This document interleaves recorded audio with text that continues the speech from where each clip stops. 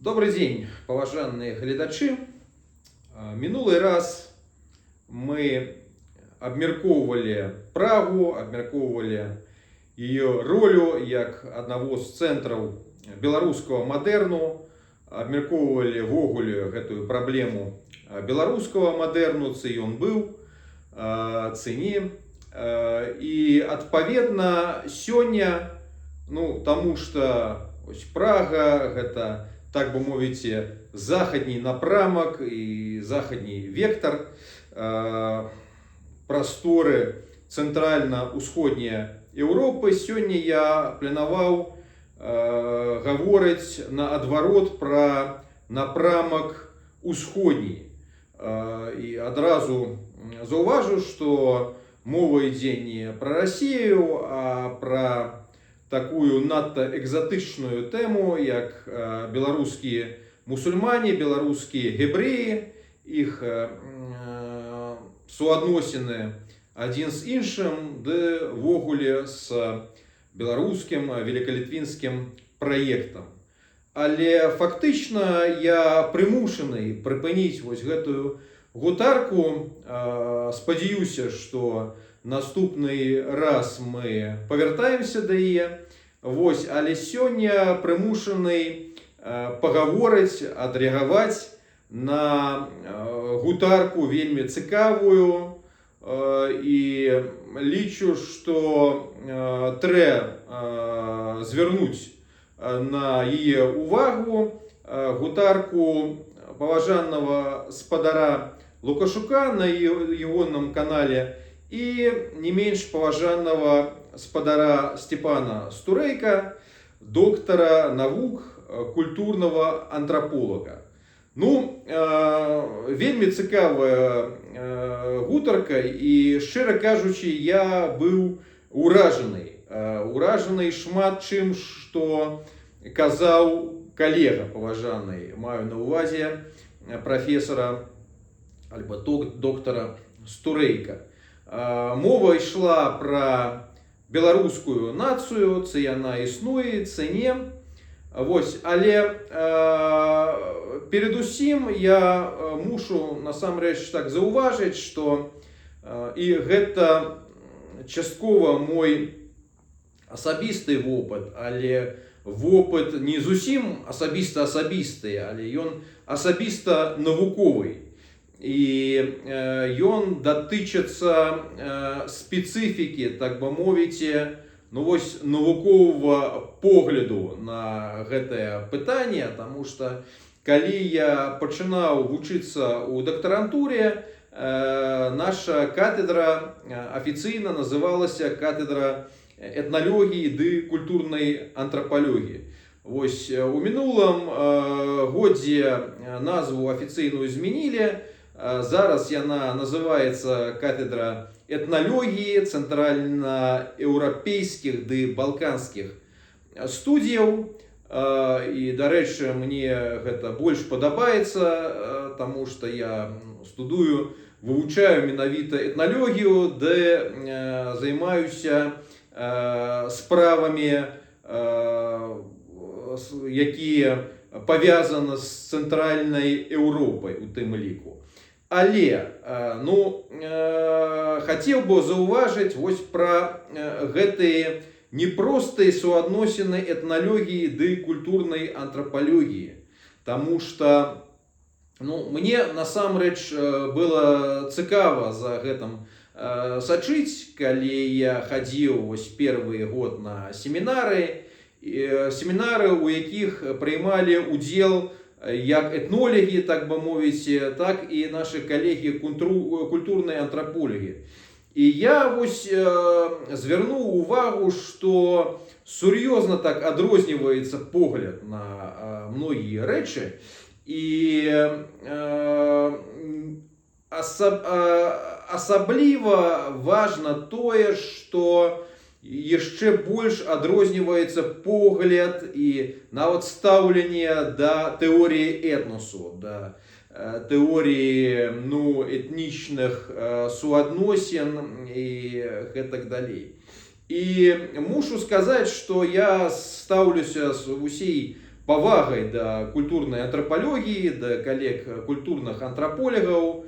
Я лічу, канешне, што гэта неабходныя навуковыя дысцыпліны, але я з часам пачаў звяртаць увагу на тое, што фактычна гэтае паяднанне гэтых дысцыплінаў яно адбываецца за кошт этналогіі. І нават не этналогіі як такавой, а за кошт гэтага падыходу этнічнай тэоріі. Таму што погляд культурных антраполегаў, ён крышку іншы, ён ідзе ад практычнага даследавання вельмі таких спецыфічных суадносінаў часам в вельмі спецыфічных чалавечых групах.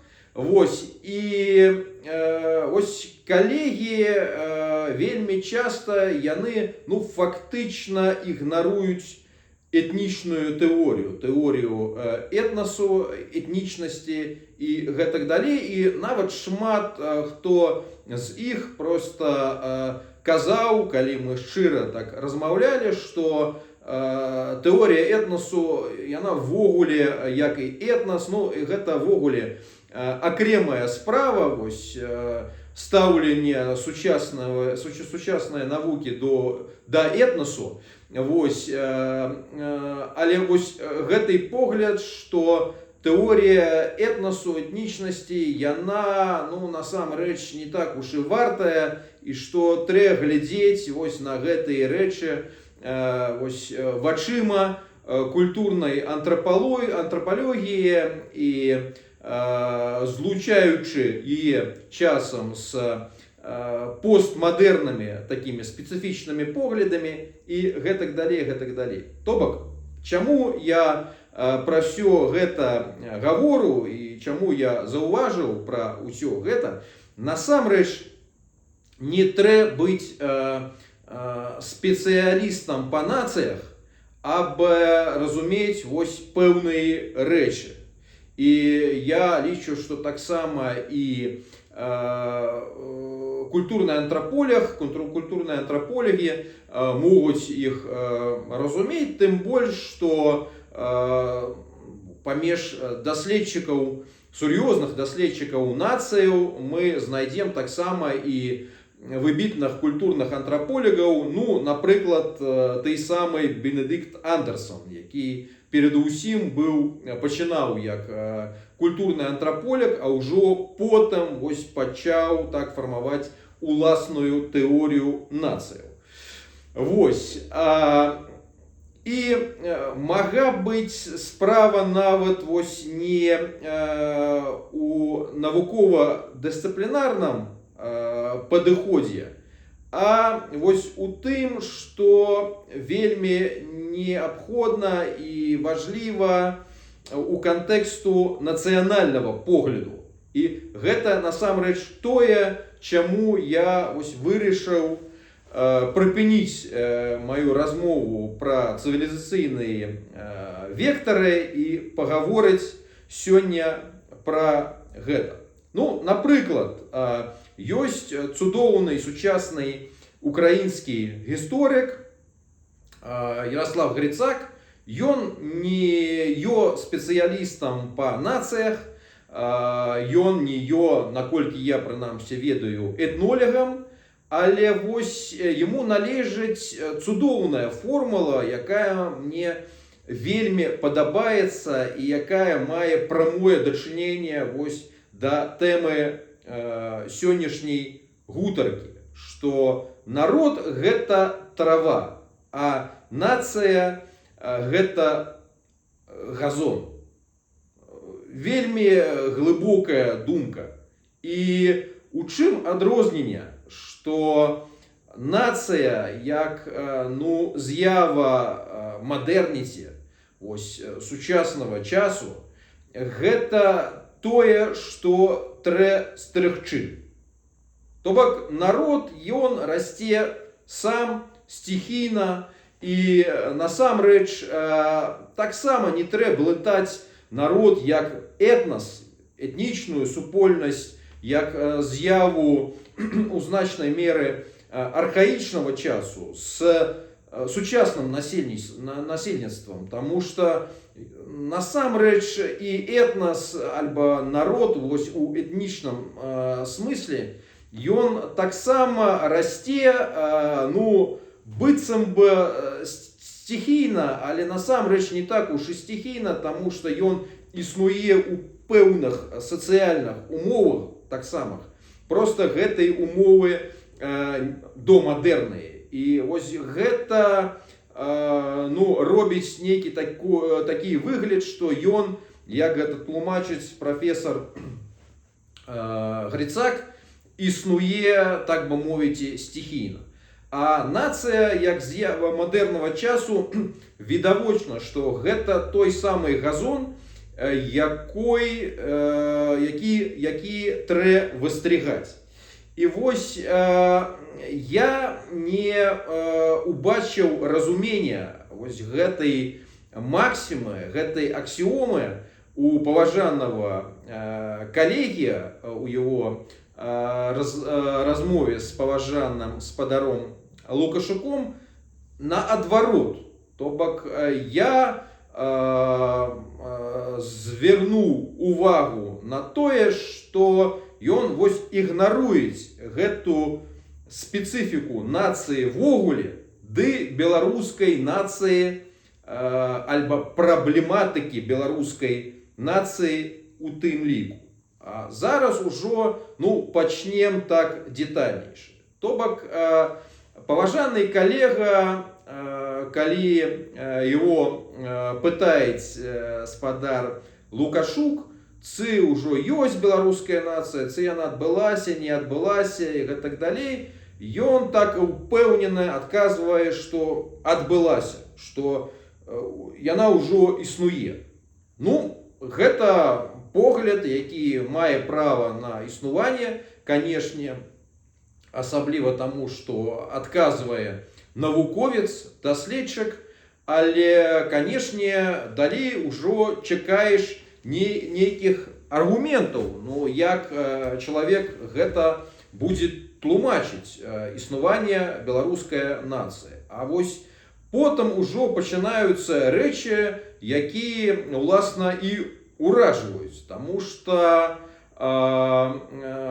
тлумачэнне пачынаецца, так бы мовіць, не катафатычнае, то бок праз ну, аргументы яе існування, але апафатычнай у значнай меры, то бок ён кажа, і калі яму спадар Лукашук, калі спадар Лукашук его наступного разу пытае, а калі яна існуе, калі гэта так для вас відавочна, чаму вось гэта абмяркоўваецца так актыўна паміж беларусаў, нацыянальна свядомых, навукоўцаў і гэтак далей, гэтак далей. Ну, а дарэчы, абмяркоўваецца гэта менавіта таму, што беларусы не дурныя, і шмат хто з беларускіх навукоўцаў цудова ведае крытэрыі мадэрнай нацыі, альбо нацыі вось як мадэрнай з'явы, і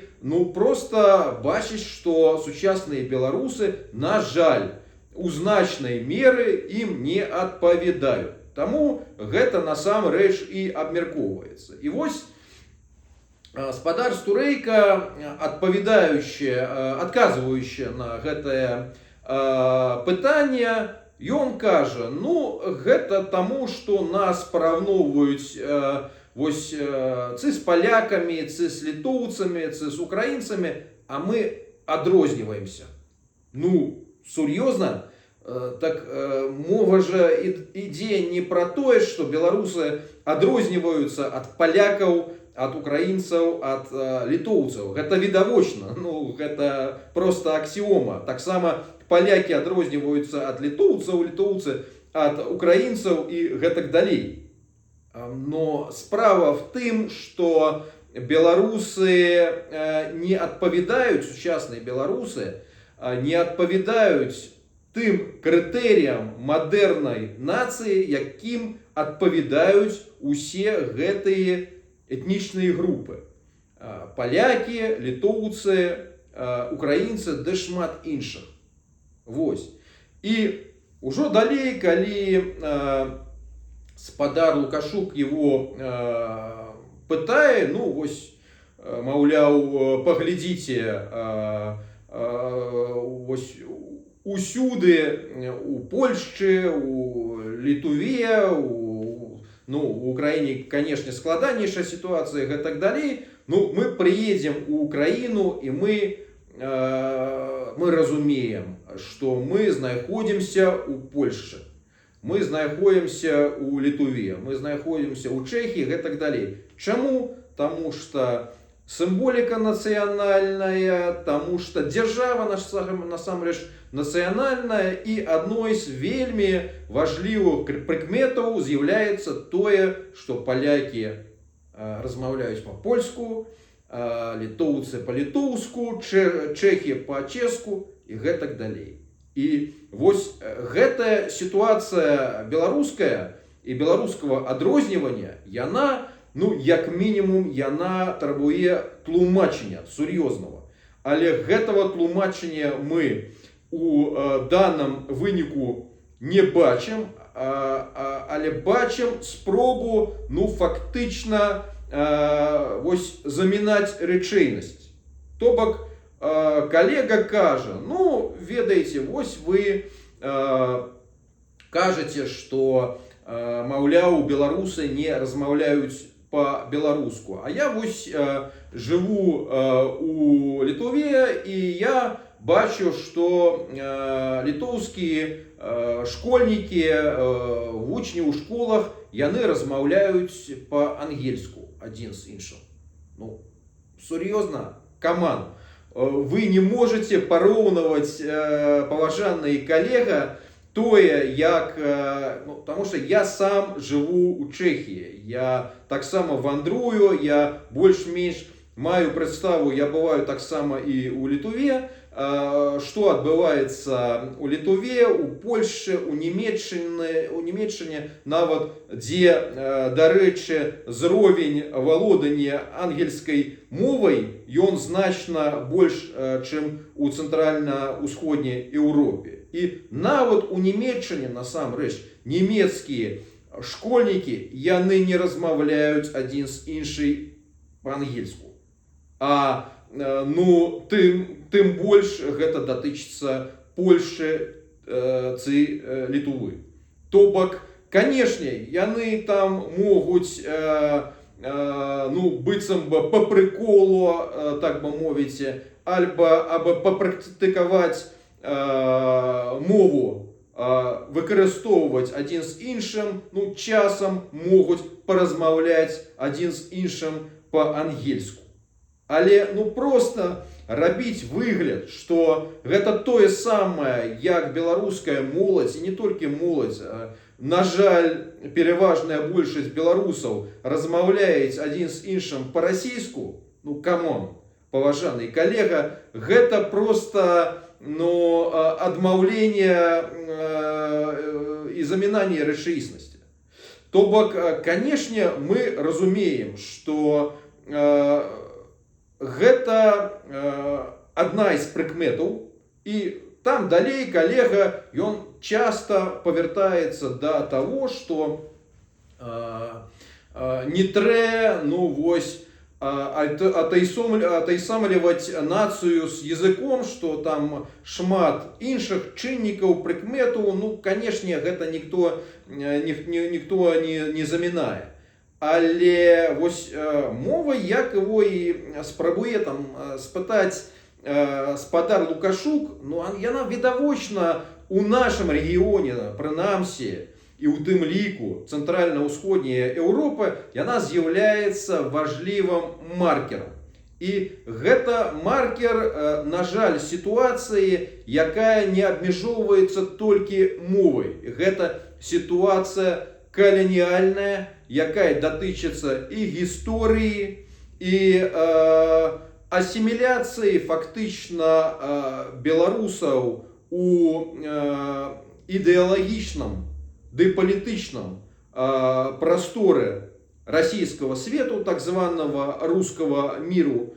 І гэта насамрэч тое пытанне дэкаланізацыі, якое там нават спадар Лукашук вынес у назву гэтага відео. Але каментуючы вось гэтую тэму, паважаны доктор Стурэйка, ён так кажа, што ему не вельмі падабаецца дэкаланізацыя, таму што вось дэкаланізацыя гэта нешта анці, а вось беларусы, хаця, ну, напэўна, яны таксама патрабуюць, ну, неяк змагацца з расійскім уплывам, але, ну, дэкаланізацыя быццам бы гэта нешта занадта, то бок гэта занадта анці, а вось патрэбна больш таго, што про. Вось, хаця, калі спадар Лукашук пытае его про тое, што про беларускія мову, праекты культурныя у эміграцыі, тым ліку і гэтак далей, ён, ну, я тады мушу падкрэсліць, ён не ставіцца адмоўна да гэтага, то бок ён ставіцца станоўча, але, ну, стаўленне такое, што як вось да травы, вось у гэтай формуле паважанага доктара Грицака, ну што расце і расце. То бок выстригаць там спецыяльна не трэ. То бок расце і расце. І далей ужо ён працягвае, ну, вось гэтую думку.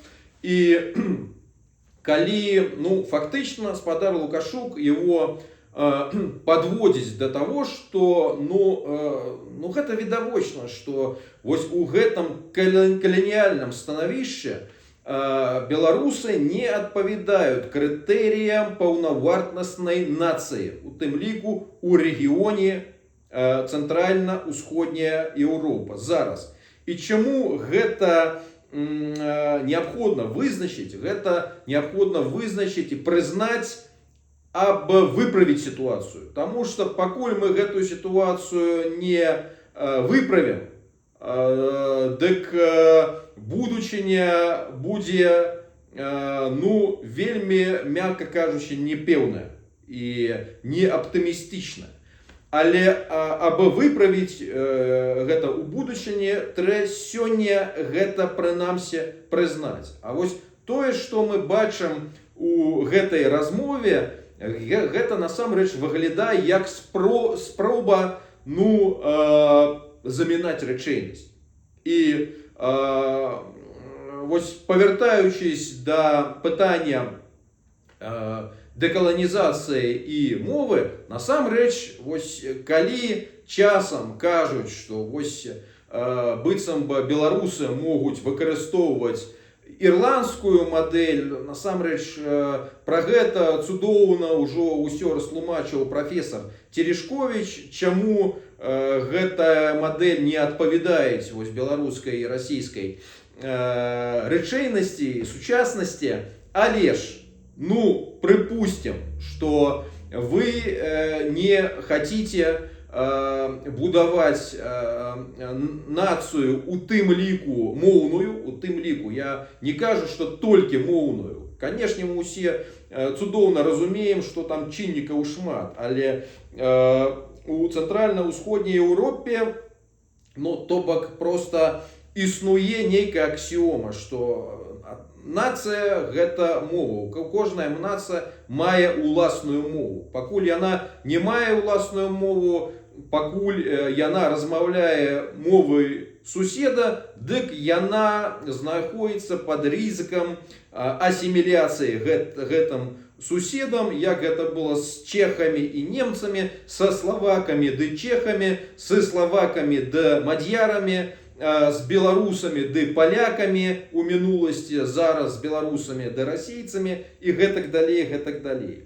Але калі вы шукаеце нейкую альтэрнатыву, і вось калі гавораць пра ірландскую мадэль, маючы на ўвазе, што вось ірландцы яны самавызначыліся, яны аддзяліліся ад Англіі, ну, маю на ўвазе галоўную частку Ірландыі, Республіку Ірландію, але працягваюць в значнай меры размаўляць па-ангельску. Насамрэч, таксама там не ўсё так відавочна, таму што яны робяць шмат дзеля таго, аб адрадзіць уласную кельтскую мову. І таксама, ну, трэба улічваць, я выбачаюсь, але чалавеку, які размаўляе ангельскай мовай, вывучыць кельтскую мову, у тым ліку такую кельтскую мову, якая ўжо ў значнай меры знікла, ну, нашмат больш важка, неж расійскамоўнаму чалавеку вывучыць беларускую мову. Альбо польскамоўнаму чалавеку, як гэта было в мінуласці, вывучыць беларускую мову. Ну, гэта відавочна.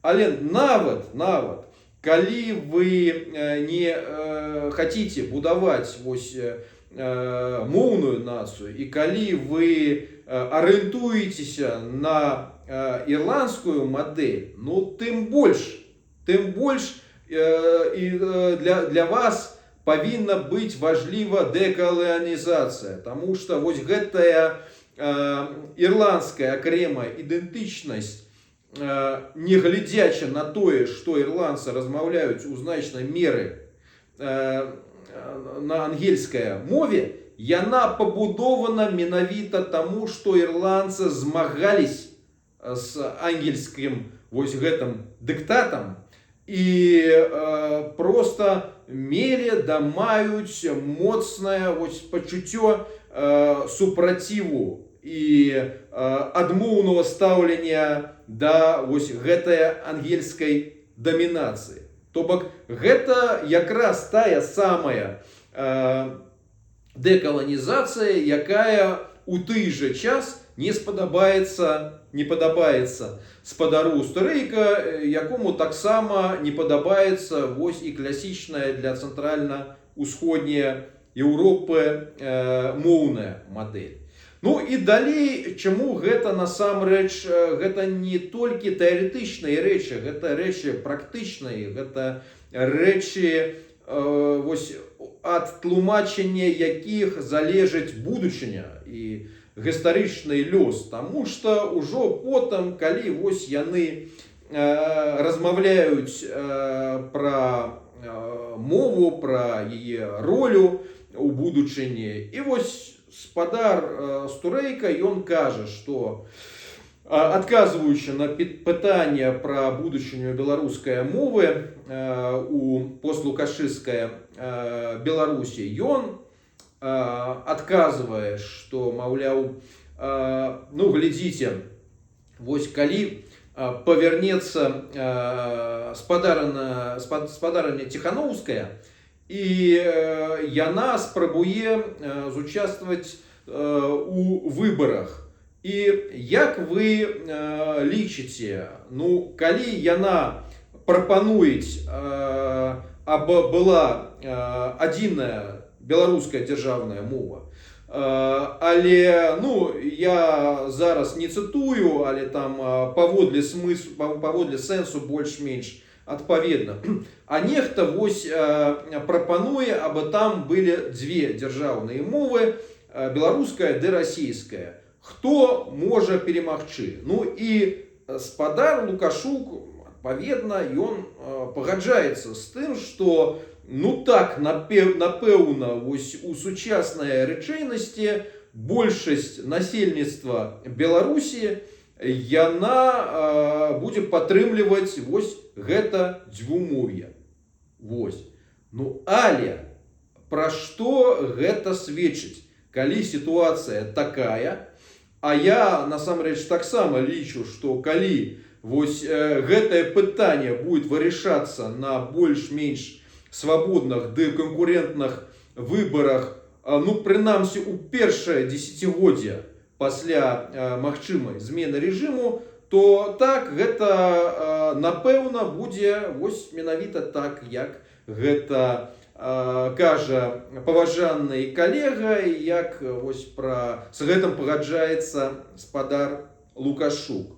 Але пра што гэта сведчыць? Гэта сведчыць менавіта пра тое, што на жаль, большасць вось гэтага самого беларускага насельніцтва, якое не будет падтрымліваць адзіны дзяржаўны статус уласнай нацыянальнай мовы, но яно дасюль, на жаль, не адпавядаюць прыкметам мадэрнай нацыі. Таму што немагчыма уявіць себе нешта падобнае у Чэхіі, у Польшчы, у Літве, Словаччыне, нават у Нямецчыне, то бок у краінах Захадняй Европы. Вось. Асабліва, калі гутарка ідзе пра мову суседзей, не пра, напрыклад, у будучыні ангельскую мову для Нямецчыны, так, ось, але там мовы суседзяў, ад якіх просто ішла пагроза незалежнасці тых ці іншых нацыяў. То бок, вось гэтае стаўленне большасці беларускага насельніцтва да пытання нацыянальнай мовы, яно просто сведчыць пра тое, што вось большасць насельніцтва беларускага, яно яшчэ не сфармавалася ў паўнавартасную мадэрную нацыю. То бок гэта, выкарыстоўваючы вось гэты вобраз паважанага Ярослава Грыцака, гэта трава, але гэта не газон. Але праблема ў тым, чаму, напрыклад,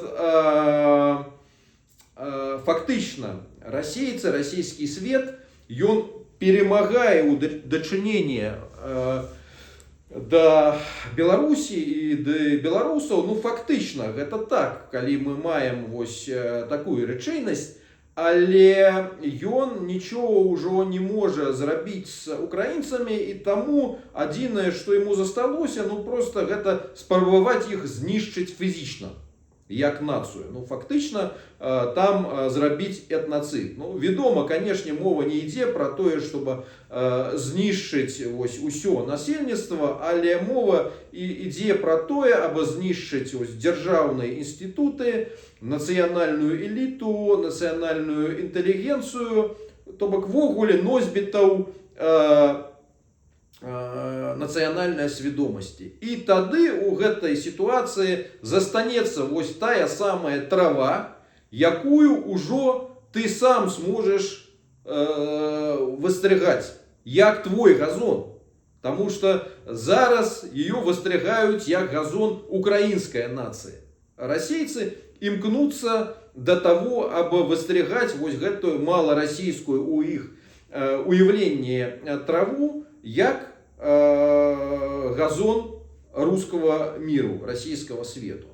А тое, што адбываецца ў Беларусі, гэта фактычна так.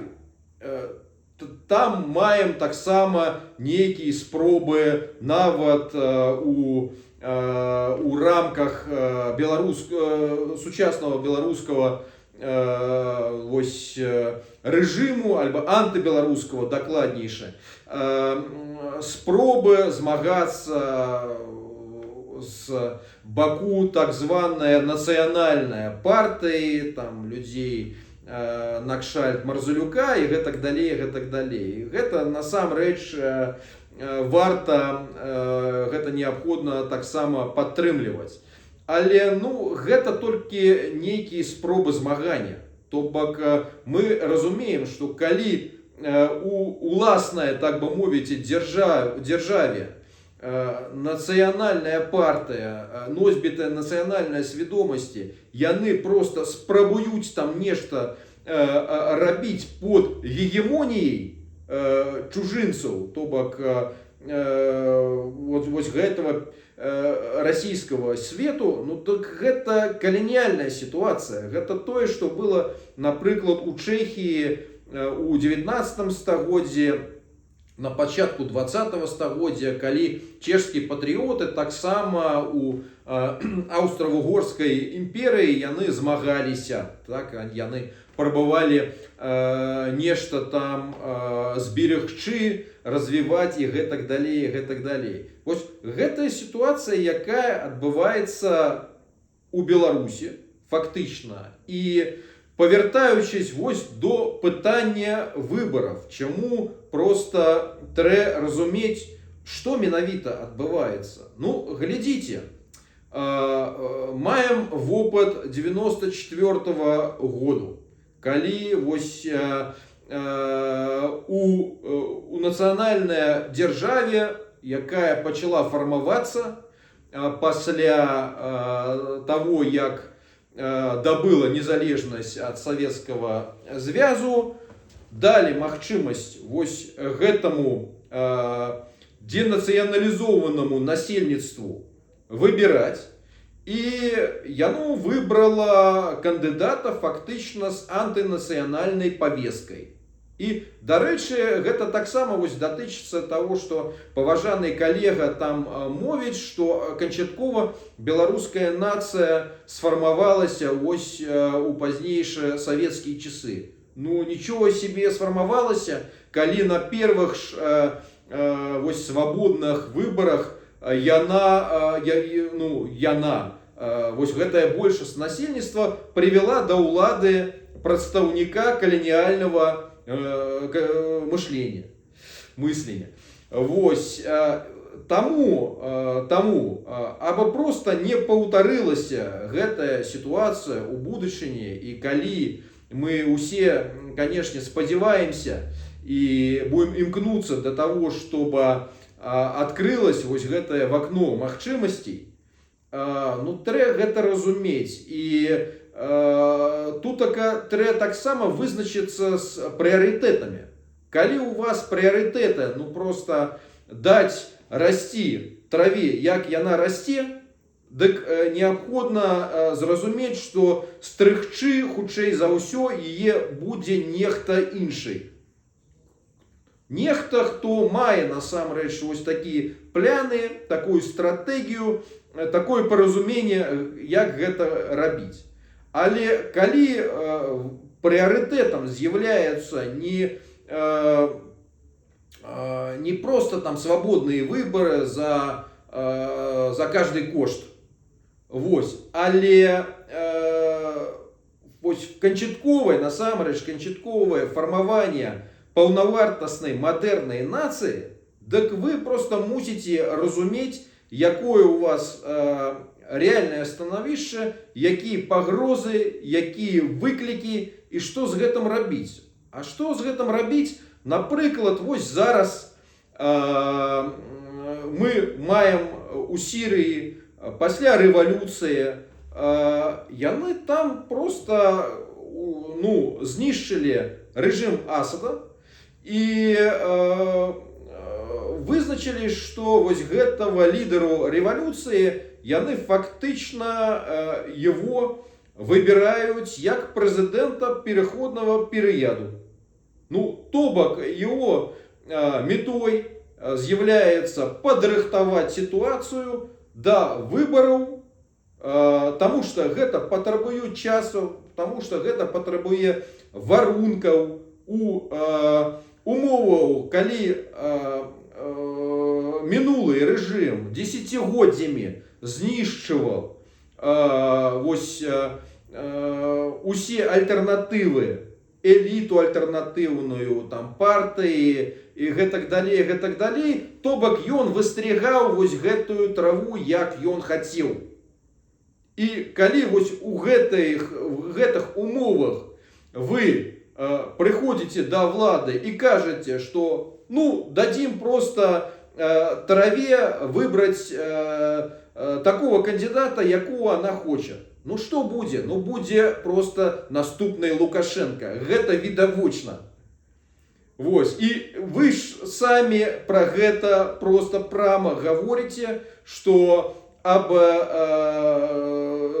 Ціхановскай фактично не згубіць гэтыя выборы, ёй самой трэба стаць таким самым Лукашенко. Ну, а якой сэнс тады ва ўсім гэтым?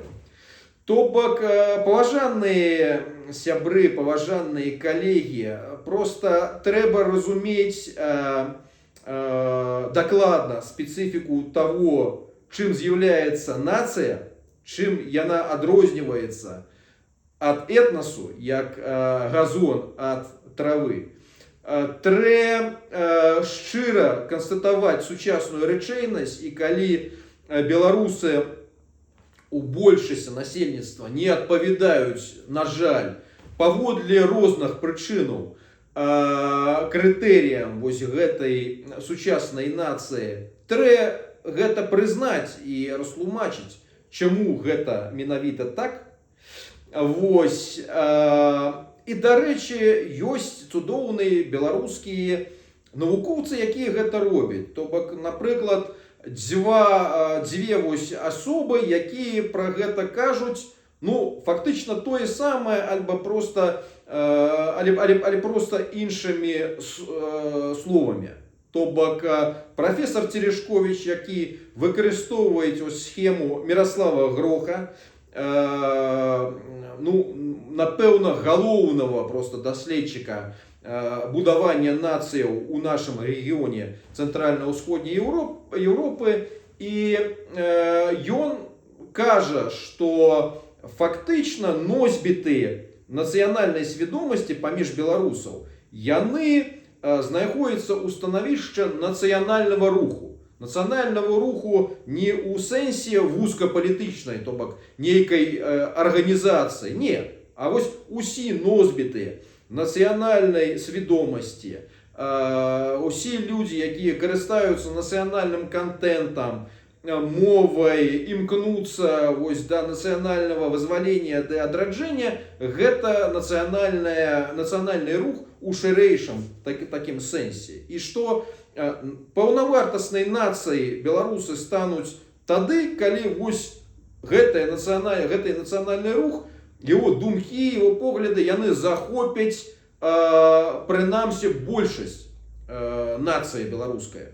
І, дарэчы, вось калі там калега, ён кажа, ну вось паглядзіце, вось у сучаснасці, вось вы, маўляў, кажаце, што паміж беларусаў ёсць людзі, якія фактычна адмаўляюць мову, беларускую ідэнтычнасць і гэтак далей, але зараз вы знайдзеце вось падобных людзей у кожнай нацыі. Яны ёсць і паміж палякаў, і, дарэчы, вось паміж габрэяў у Ізраілі. Там існуюць людзі, якія адмаўляюць там ізраільскую ідэнтычнасць, але ўсё ж такі яна існуе, нягледзячы на гэта. Ну, паважаны калега і паважаныя гледачы, трэба таксама разумець, чаму гэтая сітуацыя магчыма, і чаму нават калі ёсць такія людзі, гэтай нацыянальнай дзяржавы ды гэтай нацыі могуць існаваць.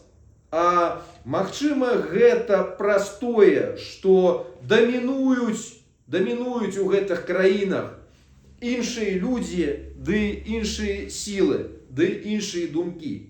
То бок, яны жывуць у нацыянальных дзяржавах. У дзяржавах, пабудованых вось на падмурцы нацыянальная ідэалогія, культуры і гэтак далей. І нават калі там нейкая там пэўная маргінальная, як правіла, частка насельніцтва існуе, якая адмаўляе вось усё гэта, ну, нягледзячы на гэта, яны могуць існаваць, таму што вось большасць і перевага там за патрыётамі, за носьбітамі нацыянальнай свядомасці, мовы, культуры і гэтак далей. І вось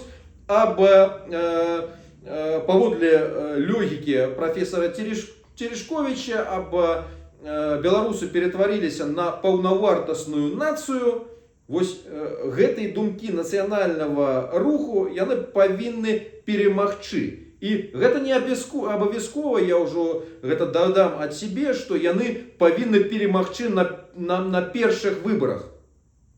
Таму што трэба разумець, што выбары гэта не мета, гэта інструмент. І калі гэты інструмент тутака, а зараз ён замінае дасягненню меты, дык трэба выкарыстоўваць іншыя інструменты. І тут трэба вызначыцца проста з гэтым паразуменнем. А вось іншы чалавек, які таксама кажа пра вось гэтую рэчыўнасць, таксама паважаны прафесор Латышонак, ён кажа, што? Ён кажа, што фактычна лічба сёння беларуская нацыя, то бок тых беларусаў, які адпавядаюць вось гэтым крытэрыям нацыі, гэта прыблізна 1-2 мільёны ці 3 мага быць мільёны чалавек. То бок фактычна гэта лічба вось суседніх балтійскіх нацыяў. І гэта не было праблемай, але праблема ў тым, што вось гэтыя 2-3 мільёны, 1 мільён, не ведаю колькі дакладна, яны ж не існуюць вось як акрэмая нацыя і, канешне, не імкнуцца існаваць як нацыя акрэмая ад вось гэтага насельніцтва, гэтай большасці, хаця б таму, што яна фактычна зараз дамінуюць у краіне. Вось. Што гэта фактычна малая частка народу. Але пра тое, што вось увесь гэты народ, ён з'яўляецца паўнавартаснай нацыяй, зможам казаць тады, калі вось гэтае стаўленне, гэтая свядомасць нацыі, якая зараз з'яўляецца прыкметай вось гэтай меншасці, яна стане прыкметай большасці беларускай. Вось калі гэта адбудзецца, тады ўжо зможам казаць, што беларусы адбыліся як паўнавартасная нацыя, да чаго насамрэч і імкнецца нацыянальны рух. То бок паводле схемы Міраслава Гроха, як гэта пачынаецца, што узнікаюць, па-першае, адраджэнцы, яны там пачынаюць працу дзеля культурнага адраджэння, нацыянальнага ў такім агульным сэнсе. Потым узнікае палітычны нацыянальны рух, а ўжо потым гэты рух, ягоныя думкі захопліваюць большасць насельніцтва, і толькі тады гэтае насельніцтва ператвараецца на паўнавартасную нацыю. То бок вось гэта даследуюць нацыязнаўцы, так бы мовіць. То бок людзі, які вывучаюць спецыфіку нацыяў. На жаль, не заўсёды вось гэтае стаўленне, гэты погляд, гэта паразуменне, яно прысутна ў паважаных калег культурных антраполігаў, якім прысутны часта погляд, што проста даць расці як траве. Так? Але насамрэч я лічу, што больш гэта датычыцца у гэтай сітуацыі нават не да навуковага погляду дысцыплінарнага, а да нейкага падыхода. Гэта таму, чаму расейцы зараз перамагаюць беларусаў, фактычна гэта так, у культурным, у ідэалагічным, у геапалітычным сэнсе. І гэта таму, чаму расейцы не могуць нічого ўжо зрабіць з украінскай нацыі, апрача яе знішчэння фізічнага воінскім шляху. Вось, што у них усім мы спадзяваемся не атрымаецца. Вось, гэта тое, на што я хацеў звярнуць увагу. Гэта важлівыя рэчы, насамрэч.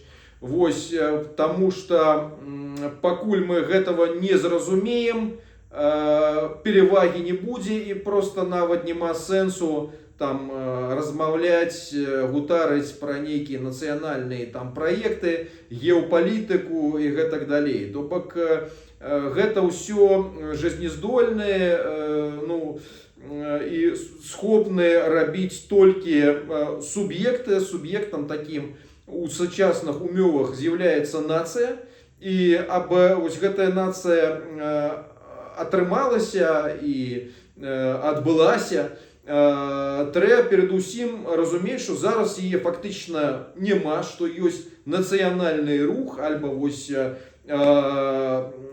нацыя лічбай у меншасць унутры гэтага насельніцтва, і гэта спрабаваць змяніць і імкнуцца да гэтага, што і будзем рабіць, спадзяюся.